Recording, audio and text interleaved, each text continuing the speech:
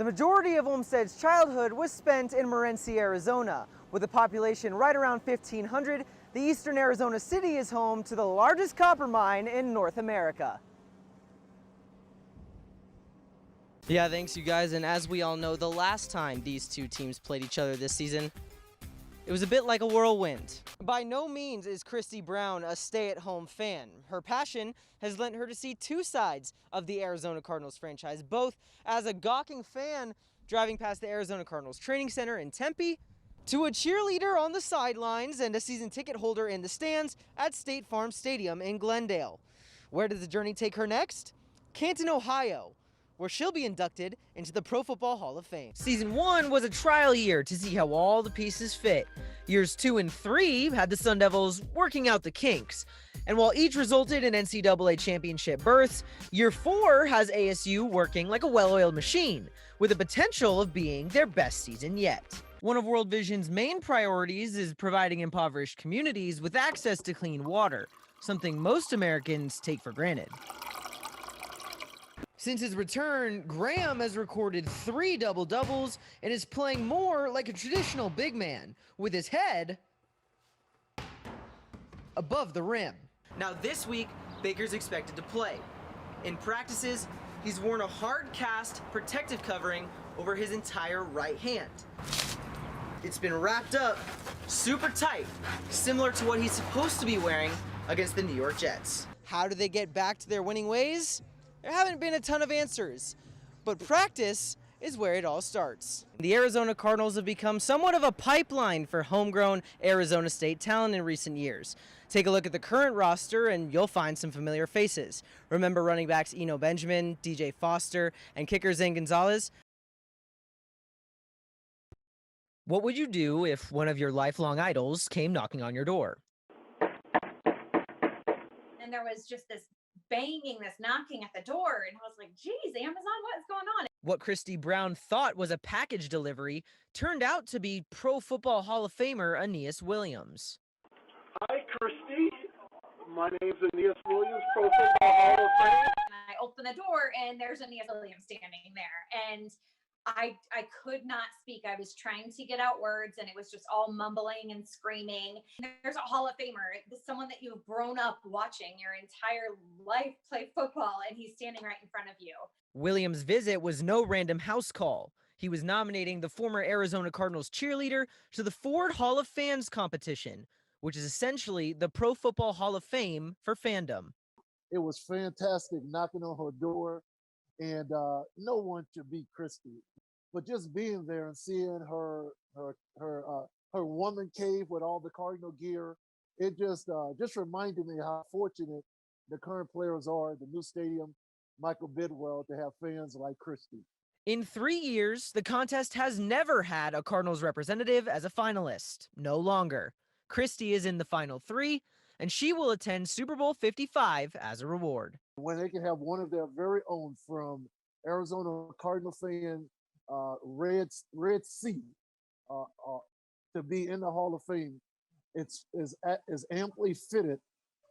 She would represent the Arizona Cardinals in the Pro Football Hall of Fame. Ironically, this year's big game is in the same stadium where the Cardinals lost in Super Bowl 43, a day Brown remembers well. I have been to Tampa, and I've been to the same stadium which I'm going, which is so funny.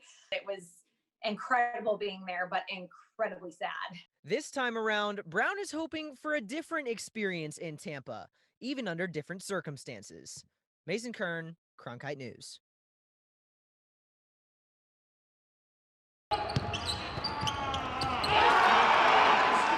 In a forgettable year for ASU men's basketball, John Olmsted focused on maximizing his opportunities. Obviously, just to be able to score like that as my first points, it's very exciting. I told myself before the game, just kind of whenever I got the ball down there, just go up and dunk everything. Olmsted's debut bucket was validating and is representative of his journey to Tempe. Grinding in silence with little expectations, he received a tangible reward, a posterizing dunk fit for home decor. I told him afterwards, I said that you kind of set the bar pretty high for your first college points to start with that. I've had several people tell me the same thing. Yeah, you ought to make a poster out of that. Growing up in Morenci, Arizona, separated by stints living in Chile, the thought of playing college basketball wasn't top of Olmsted's mind, but a stellar prep career in a small town led schools to finding him. I had other opportunities, obviously, but what really kind of hooked me to here was they were showing love to me all the time. It was just the love, and then also just being able to play for Bobby Hurley. I mean, he's one of the greatest players in the history of the game. The majority of Olmsted's childhood was spent in Morenci, Arizona. With a population right around 1,500, the eastern Arizona city is home to the largest copper mine in North America. I got used to small town life. There's a lot less people. You kind of know everybody. It's more of a connected community. Olmsted's father, Josh, was educated as a mining engineer and began his career in Morenci.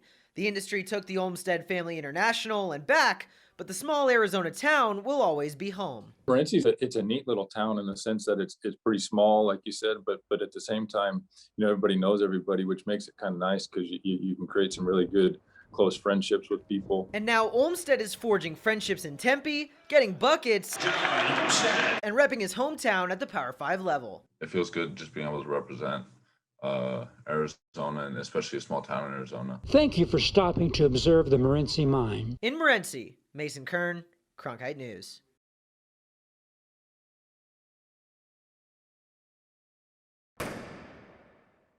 Gentlemen, I'm very excited for what we have in store here. Super excited, guys. You know, I actually got you a couple of treats. You know, I'm so excited to be back on the show. Nice. Jack-o'-lantern for Fire your me twin, up, Mason. pumpkin for you. While those prospects make a push to the pros, the next generation of professional bull riders competed in Arizona last week. The Southern Arizona Junior Bull Riders Association event was held in Tucson, and many kids took part. Cronkite News reporter Autumn Thompson takes us out of the chute and onto the dirt. At this time last year, postseason basketball tournaments were being shut down due to COVID-19.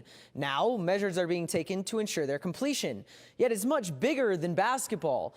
Back in January, the Arizona Cardinals turned State Farm Stadium into a 24/7 coronavirus vaccination site. And yesterday, it hit a milestone. What do you get when you combine 2 top 30 national recruits, a 4-star Ukrainian, and a 6'9" rim grazer?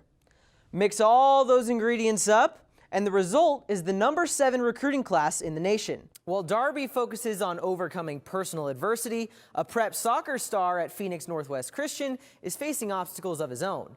Cronkite News reporter Madden Johnstone Thomas shares how setbacks aren't stopping the future Tiger.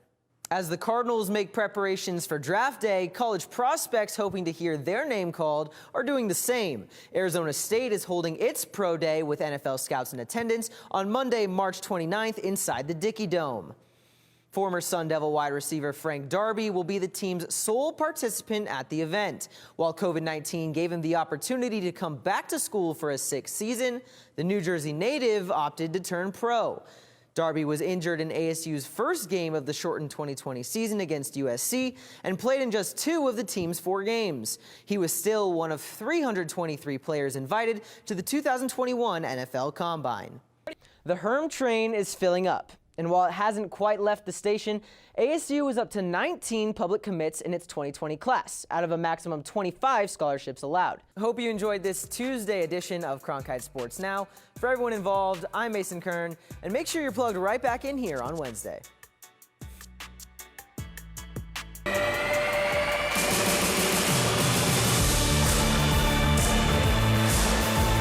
At number 17, a senior from Arizona State, Mason Kern.